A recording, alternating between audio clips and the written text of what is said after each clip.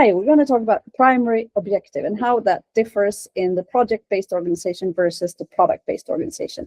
Johan, can you tell us more about the project-based organization?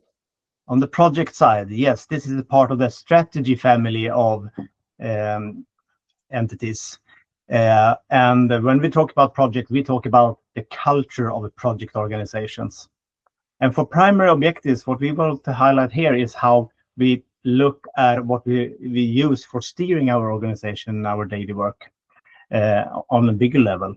So in the project side, we tend to focus on what are the outputs, what do we need to achieve, and we formalize it as a time and scope and a cost thing. And we think that, okay, our organization is successful if we can keep those 3 in line.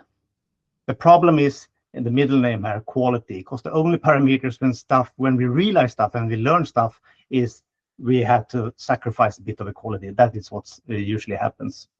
So we like to move this into the product domain, and that there it looks a little bit different. And Natalja, can you please tell us more about that? Yes, thank you, Johan.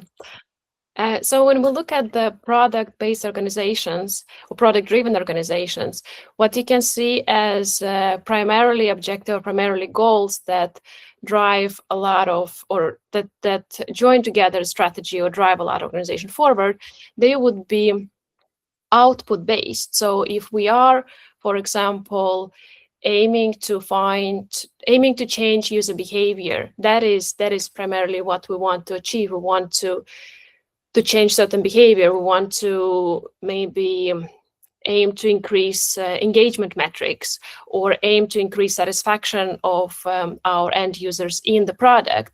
And then we look at those numbers, and as we run various A/B tests, as we run experimentation, we try out different things, and then we see which of those features or which of those ideas led to that change behavior, led to the outcome that we were after. So maybe there would be many smaller projects or smaller initiatives that we do within that, and they would be split into various sprints. But what we primarily aim for is that change behavior, is the increased engagement, or whatever is the user metric that we use.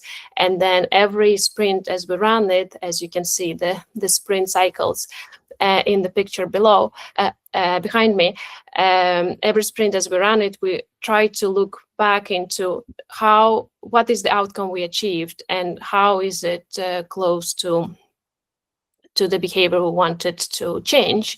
And then sometimes we try something and no, it wasn't really a successful A/B test. No, it wasn't an idea that will change the product for better. And then we try again until we find that change that would bring right changes to the user metrics.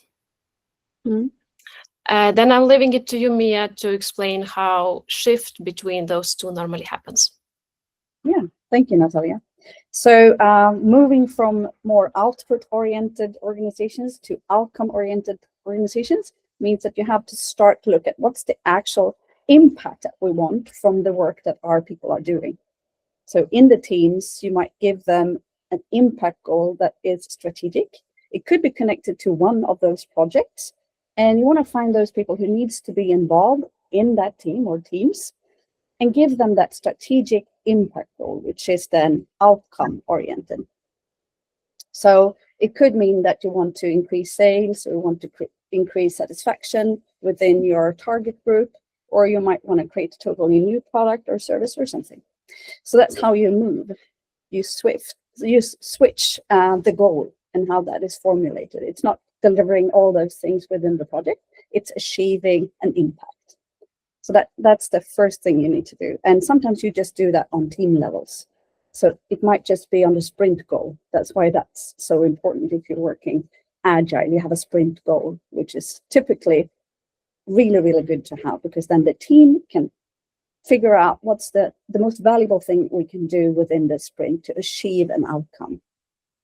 So you can do that on team level, on maybe your project level, or all the levels. And then you know that you're moving towards becoming more product-led.